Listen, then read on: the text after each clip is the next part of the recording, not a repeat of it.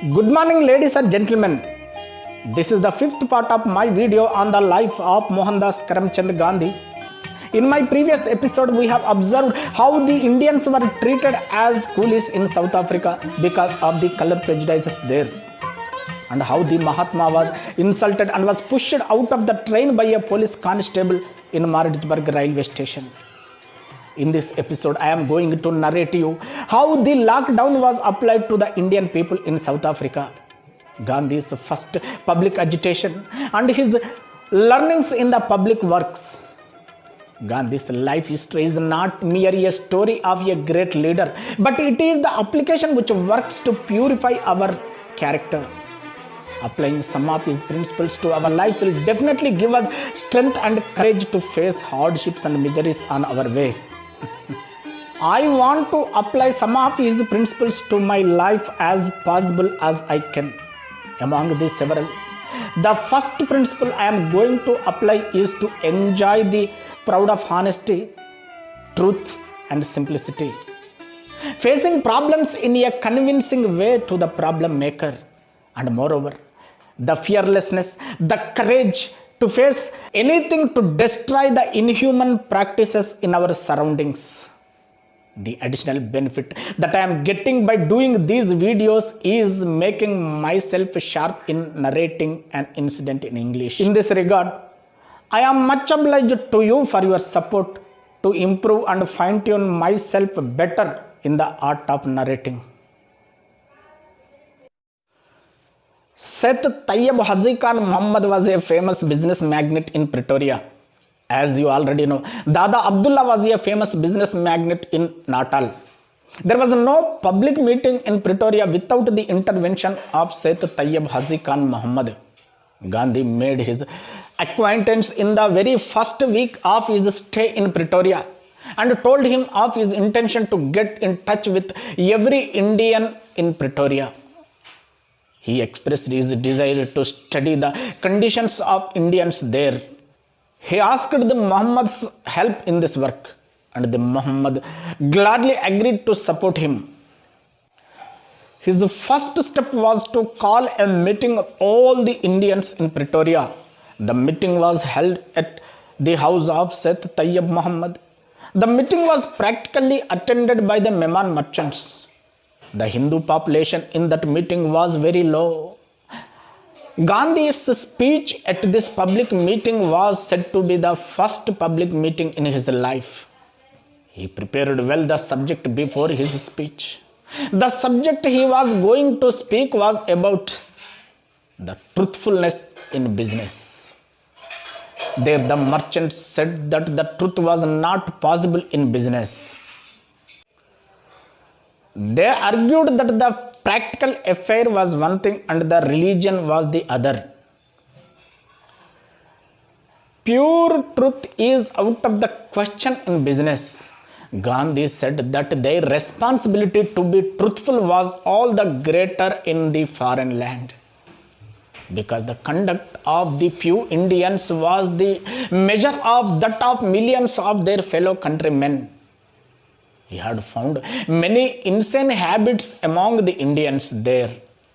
In this meeting, he said, stress on forgetting all distinctions of Hindus, Muslims, Christians, Gujaratis, Punjabis, Madrasis, Sindhus, Surats, and so on.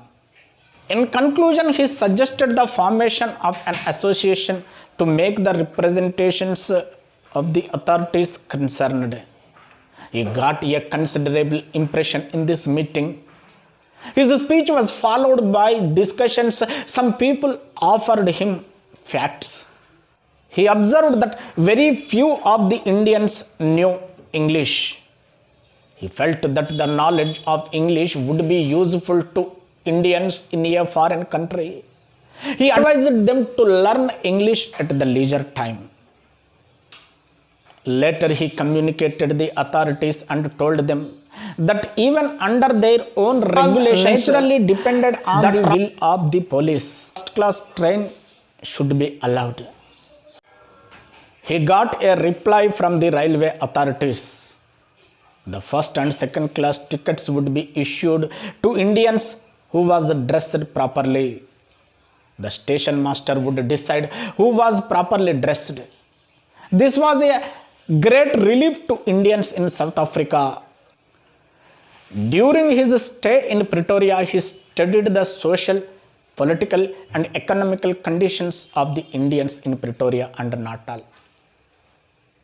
The Indians were in very bad condition in Transvaal and Pretoria. The Indians were deprived of all the rights in Orange Free State. A special law was enacted in 1888 or even earlier to prohibit the entrance of the Indians into these states. By this act, if Indians want to stay there, they do only serve as waiters in hotels or to do some menial jobs. All Indians should pay a poll tax of £3 as entry fee into Transvaal. They might not own land except in locations set for them. And in practice, that was not ownership. They had no franchise and might not move out of the doors after 9 p.m. without the permission of an Englishman. Indian Muslims who were called as the Arabs as a matter of favor was, however, exempted from it.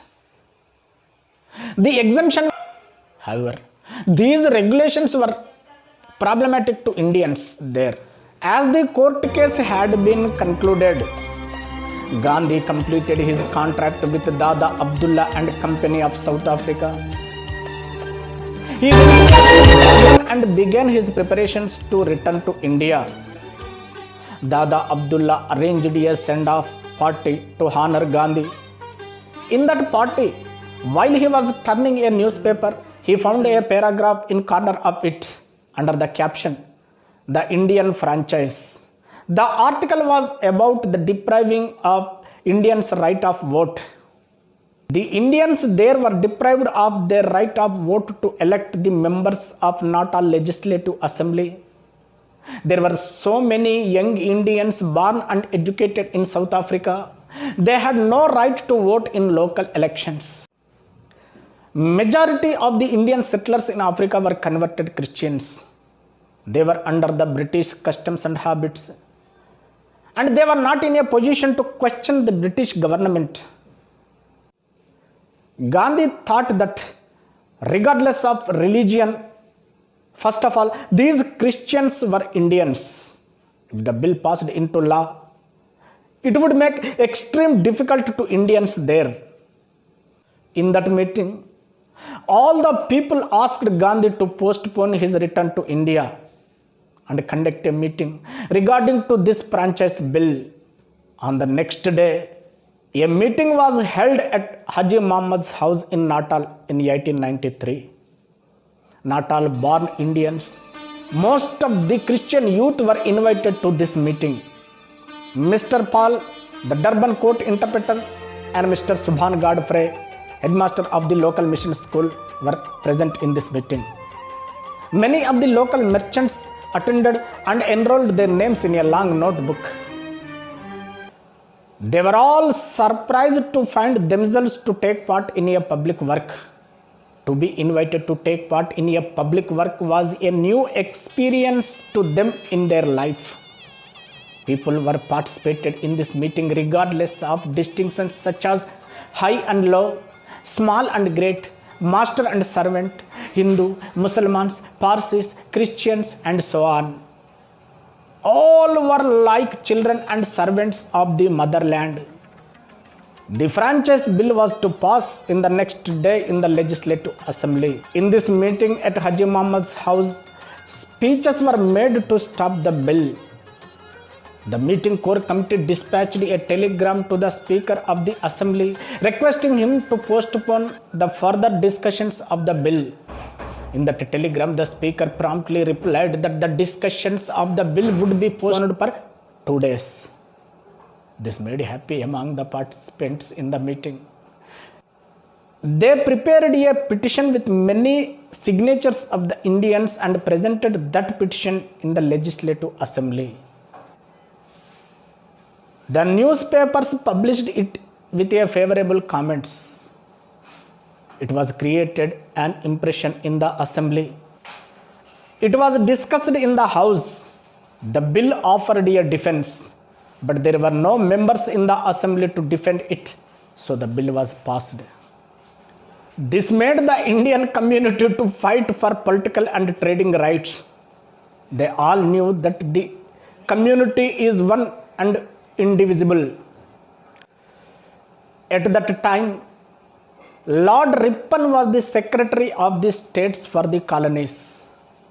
The next meeting was decided to submit a monster petition to him to have the right of vote for Indians. Submitting a petition to Lord Ripon was no easy task to be done in one day. The language in the petition should be in a convincing way. Gandhi read all the literature regarding to this subject and he prepared a copy of petition.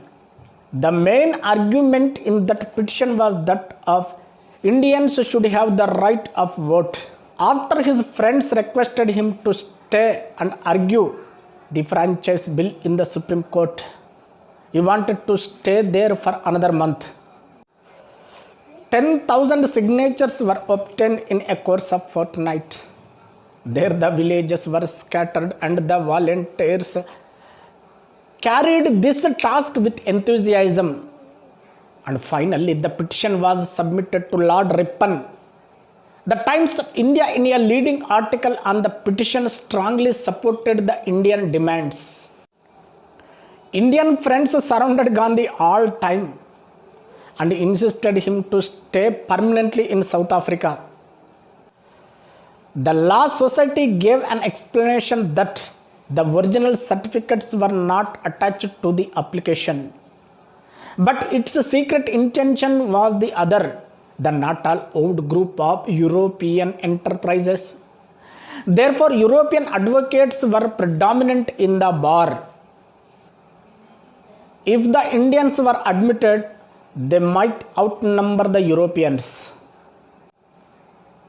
The application was duly rejected. The majority of the advocates in the Supreme Court were Europeans. He expressed his idea to them. He would like to build an independent house in India and want to settle there permanently. Because of these events, it was impossible for Gandhi to leave Natal and South Africa. After producing several affidavits and guarantee certificates by the English friends, finally the Supreme Court accepted his application. He applied for the admission as an advocate of the Supreme Court of South Africa. He stood up and took the oath before the registrar in the Supreme Court. As soon as he was sworn, the Chief Justice said, "You must now take off Indian turban." The turban he insisted on wearing at District Magistrate Court. He took off in obedience to the order of the Supreme Court. Seth Abdullah and many of his friends did not like the idea of removing his turban. When at Rome, do as the Romans do. He wanted to reserve his strength to fight greater fights in future. As Gandhi was busy with his public works, practicing as a lawyer was a subordinate occupation to him. He thought that making petitions on the franchise bill was not sufficient, but making sustained agitation was very essential. For this purpose, a permanent organization was necessary. Gandhi consulted Seth Abdullah and many of his friends. They all decided to form a public organization of permanent nature. The name Congress was with bad nature with the conservatives in England, but it was a popular name then. Gandhi recommended in that meeting that the organization would be called as the Natal Indian Congress. The Natal Indian Congress was formed on 22nd May in 1893. Dada Abdullah's spacious room was packed to the full that day. Gandhi was made the General Secretary of the Natal Indian Congress. The members of the Congress should pay a monthly fee of 5 shillings on subscription. The task of collecting subscription was laid on Gandhi.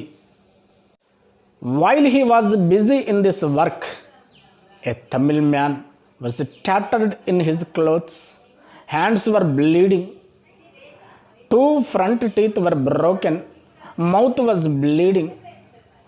He came before Gandhi trembling and weeping. His name was Balasamudram, an indentured laborer under a well-known European resident of Durban. As the master getting angry with him, he lost his self-control. He had beaten Balasamudram severely, breaking his front teeth. Gandhi took him to a doctor. Only white doctors were available in those days. Gandhi received a certificate from the doctor about the nature of the injury. He straightway took the injured man to the magistrate. The magistrate issued summons against the employer. It was not Gandhi's desire to punish the employer, but to release Balasamudram from him. If an ordinary servant left service without giving notice, he was liable to be sued by his master in civil court. But in the indentured labor's case, it was entirely different. He was liable to similar circumstances to be proceeded in a criminal court and to be imprisoned on conviction. Like a slave, the indentured laborer was the property of the master. There were only 2 ways in releasing Balasamudram. Either by getting the protector of indentured laborers to cancel his indenture or to transfer him to someone else. Gandhi called the employer and said to him, "I do not want to proceed against you and I do not want to punish you. I think you realize that you severely beaten the man. I shall be satisfied if you will transfer the indenture to someone else." To this, he readily agreed. Balasamudram also agreed on condition to find a new employer. Gandhi went off in search of the employer. The employer must be a European. No Indian could employ an indentured laborer. At that time, Gandhi knew only few Europeans. He met one of them. He kindly agreed to take Balasamudram as an indentured laborer. Balasamudram's case reached the ears of every indentured laborer in Africa, and Gandhi came to be regarded as their friend. A regular stream of indentured laborers began to come to his office. He got the best opportunity of their joys and sorrows. The Balasamudram case was heard in Madras. Balasamudram's case was the first case in Gandhi's experience. After some days, Balasamudram came to his office. He took off his headscarf and saluted Gandhi. It was always been a mystery to Gandhi how men feel themselves honored by the humiliation of their fellow human beings. Balasamudram's case was brought Gandhi into touch with indentured laborers in South Africa. In the same year, in 1894, the Natal government sought to impose an annual tax of 25 pounds per annum on indentured Indians. The proposal astonished Gandhi. He put the matter before the Congress for discussion. Europeans in Natal found that there was a considerable scope for sugarcane cultivation. They were in need of labor. The Natal government corresponded with the Indian government and secured permission to recruit Indian labor. Large number of Indians began to come to South Africa. They were settled there and began to do different businesses. These recruits were to sign an indenture to work in Natal for 5 years. The white traders were alarmed at the competition in business and they were intolerable to Indians. They brought laws into force to return Indians on expiry of indenture.